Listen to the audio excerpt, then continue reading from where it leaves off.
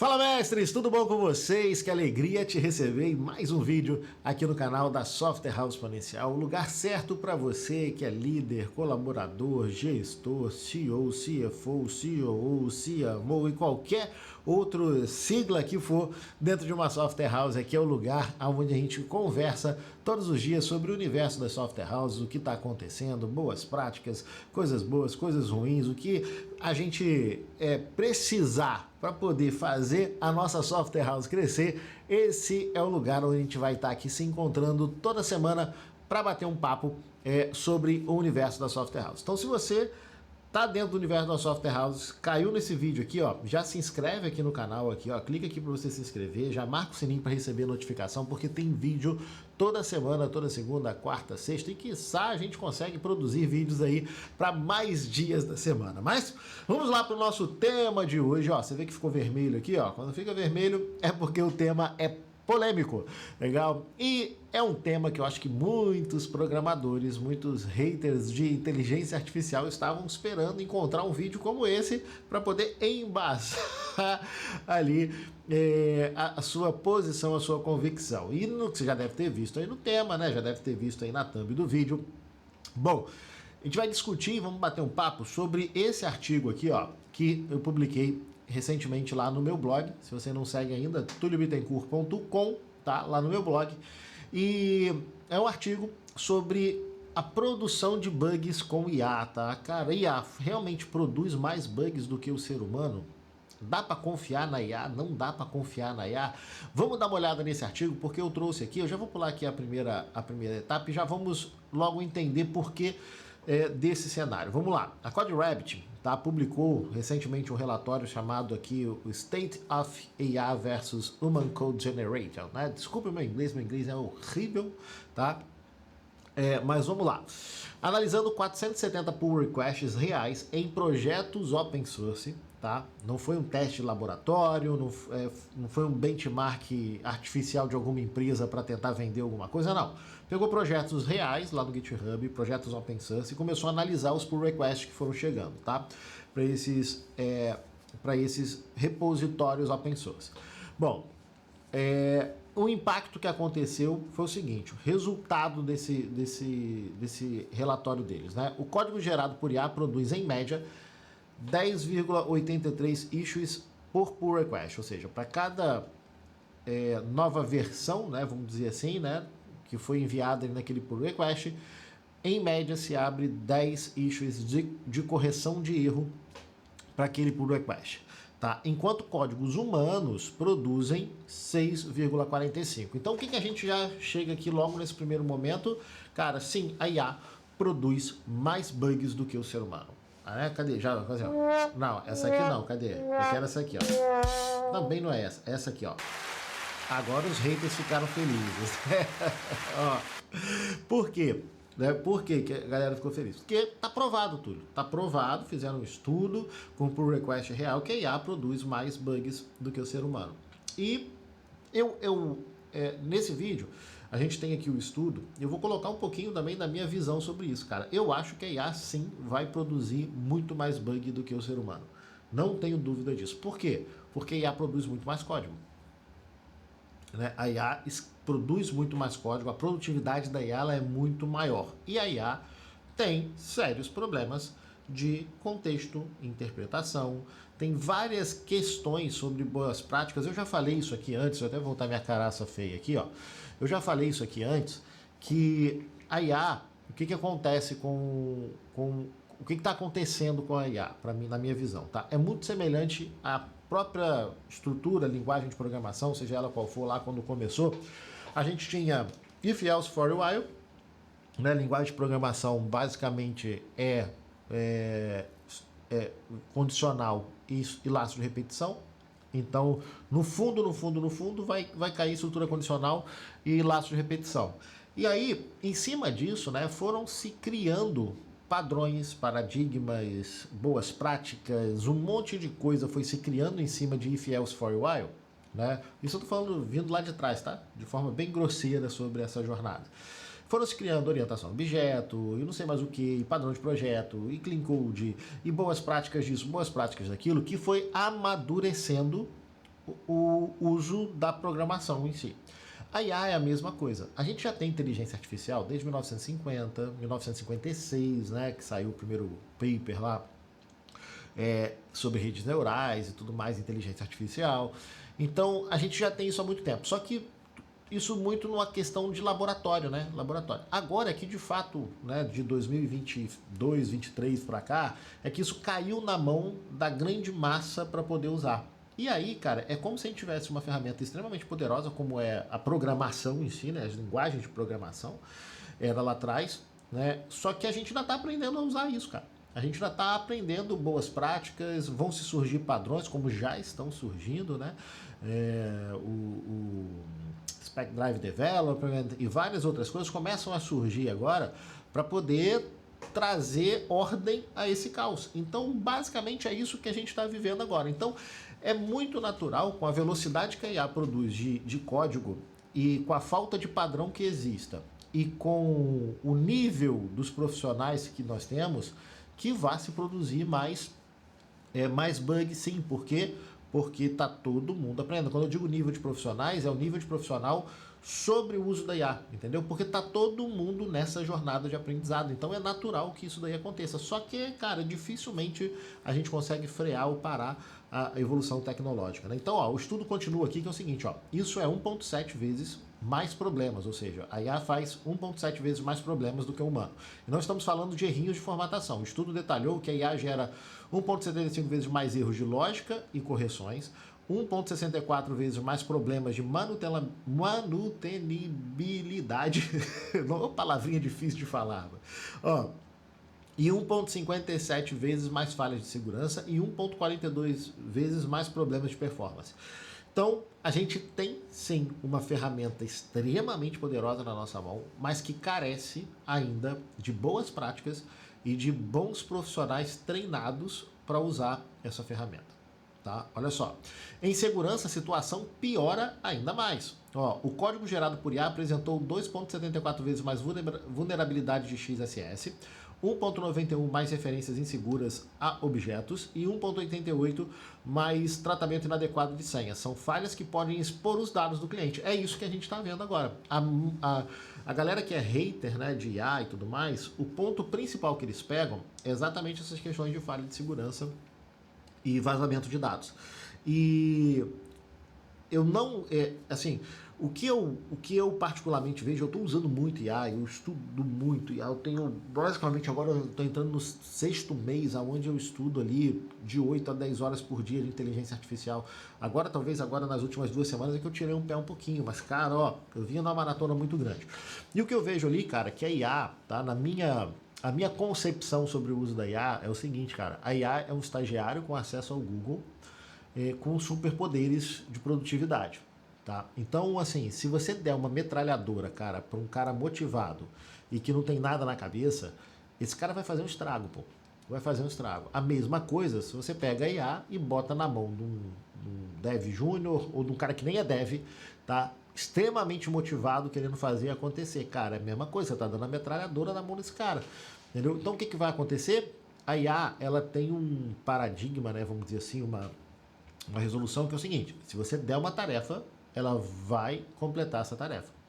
Ela vai até o fundo para completar essa tarefa. Só que, nesse ponto, ela não entende o contexto e ela não entende o cenário, principalmente o modelo de negócio e tudo mais, como você entende. Então, se tiver, quem já usou Lovable, por exemplo, sabe como é que é isso. Se você começar a passar instrução para o Lovable, ó, Lovable, preciso disso, Lovable, faz aquilo e tal. E aí começa a dar algum erro no Lovable, porque o Lovable ele tem um problema grave, tá?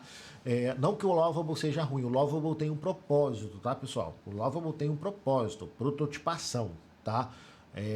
Basicamente esse é o grande propósito do Lovable, você prototipar e você criar soluções ali para você, internas da tua operação. Ele resolve muito bem, mas ele não é um cara para você levar para o mercado, em produção e tudo mais, não é. Mas vamos lá, no Lovable, quem usou o Lovable a fundo consegue ver isso muito bem, que é o seguinte, cara, você começa a fazer determinada situação no Lovable, aí começa a dar problema, começa a agarrar, não funcionar. Vamos lá, sei lá, você quer cadastrar um usuário ali com cadastrar um usuário lá com autenticação, com alguma coisa do tipo, e enviar um e-mail pro cara. Aí, por algum motivo, o código que o Lovable gerou começa a dar problema. Começa a não funcionar, não funcionar. Aí você fala pra ele, ó, não tá funcionando, ó, tá dando esse erro, ó, não tá indo.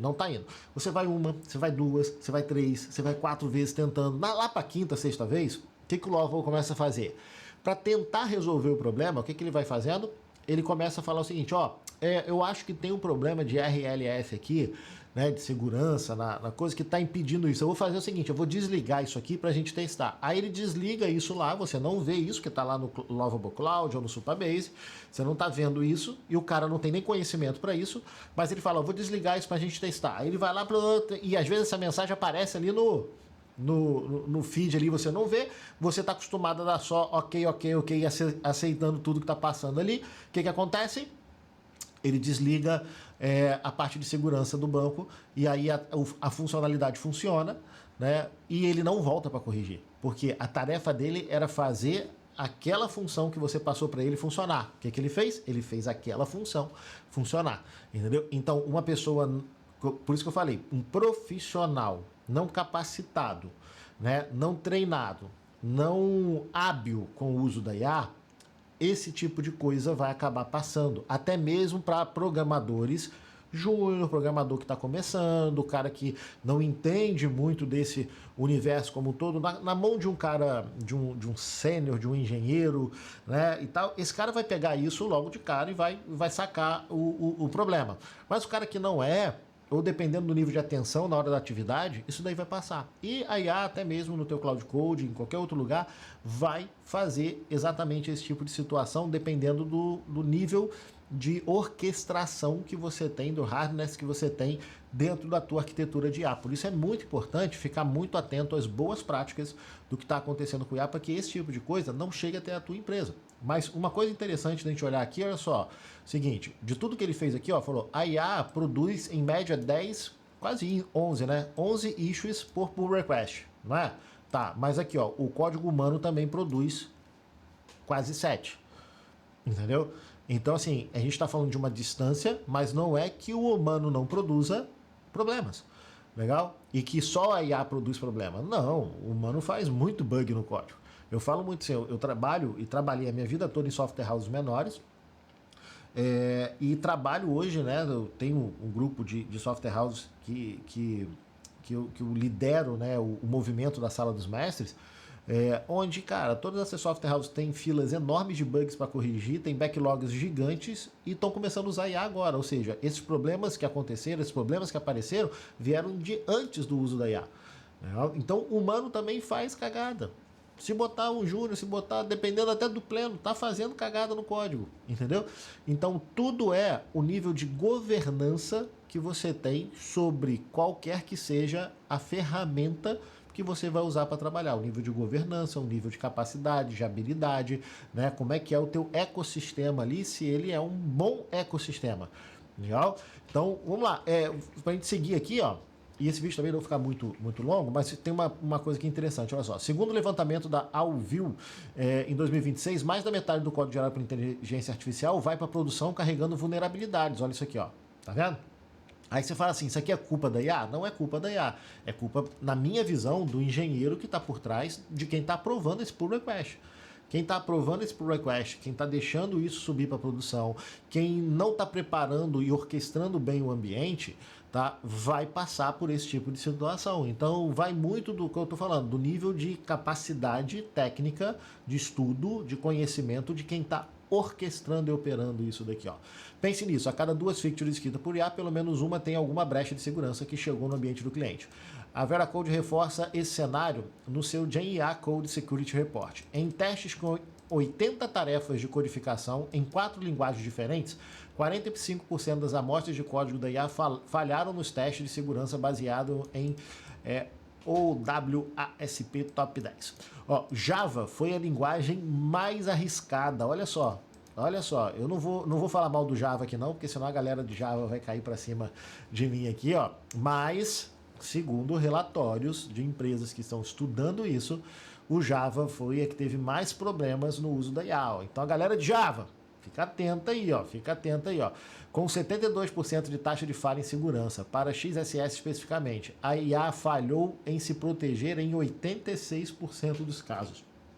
O mais preocupante é que o número, né, de vulnerabilidades catalogadas atribuídos ao código gerado por IA saltou em 6 de janeiro de 2026 para 35 em março. Ó, saltou de 6, né, em janeiro, né, então o número de vulnerabilidades catalogadas em janeiro era 6, em março é 35 tipos de vulnerabilidade diferentes. Por que isso? Porque, cara, aumentou muito o uso. É o que eu falei, de janeiro de 2026 para frente, eu tenho repetido isso, né? O mercado mudou, assim, absurdamente para as empresas de software. A IA invadiu de vez e, cara, não tem mais para onde correr. O que a gente vai ter que fazer é aprender a trabalhar com ela. Mas dificilmente a gente consegue dar esse passo atrás, tá? Pesquisadores da Georgia Tech estimam que o número real seja entre 400 e 700 casos nos ecossistemas open source, porque a maioria das ferramentas de IA não deixa metadados identificáveis nos commits, tá vendo? Então, ó, galera, produz mais bug sim. A galera que estava aí buscando hater, né, sobre isso, sim, a IA produz mais bug, tá provado, tem estudo, tem tudo isso em volta. Mas aí vem a opinião do Túlio, né? E aí eu falei, eu tenho que fazer aquela vinhetinha igual a do Gaveta, né? A minha opinião, ó, a minha opinião é que isso se dá pela falta de qualificação dos profissionais que estão operando a IA agora.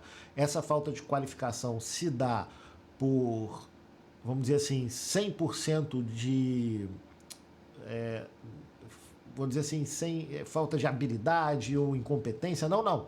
Se dá porque é algo muito novo. Eu sei que a galera tá dentro das empresas trabalhando, né, tendo feature para integrar cliente ali na orelha reclamando não sei o quê. Então nem todo mundo consegue dedicar o tempo que deveria dedicar nessa fase para estudar de verdade. Muita gente está aprendendo a quente, sabe? Está aprendendo ali, fazendo no dia a dia.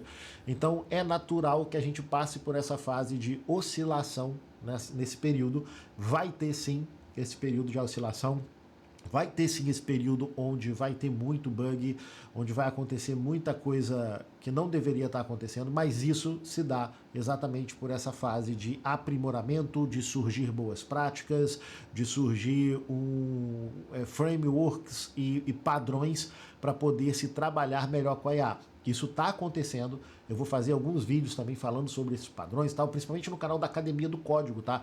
Se você não segue, aqui embaixo na descrição do vídeo deve ter o link aqui da Academia do Código, que é um canal onde eu dou aula de programação com IA, né? Ajuda os software houses tradicionais a modernizar, né, os seus processos, os seus softwares, os seus processos internos utilizando IA. Então, se você ainda não segue, vem aqui embaixo para seguir a Academia do Código, legal? Então, eu acho que à medida que for evoluindo esses padrões, for evoluindo, a gente for ganhando mais experiência, vão começar a diminuir isso, mas que a IA tá aí e não vai sair, isso a gente já sabe, né? E se você tá me vendo aqui até agora, eu quero te fazer um convite especial, que é para você acessar esse cara aqui, ó, o Xpex Play, tá vendo aqui, ó?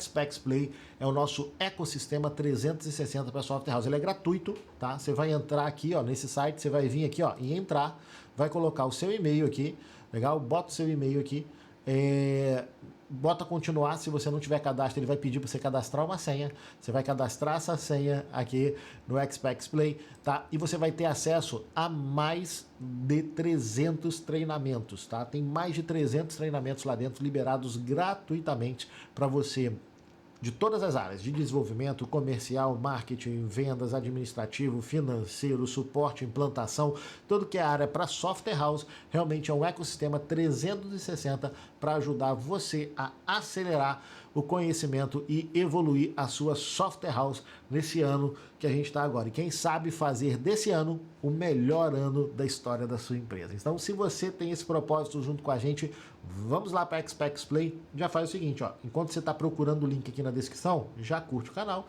deixa o joinha nesse vídeo, deixa um comentário sobre a sua opinião, sobre como que é essa questão. A IA realmente produz mais bug, não tem salvação? Ou tem salvação isso daí? Vamos lá, deixa o seu comentário aqui e vai ser um prazer te encontrar comigo no próximo vídeo aqui no canal da Software House Exponencial. Um forte abraço e até lá, pessoal. Valeu!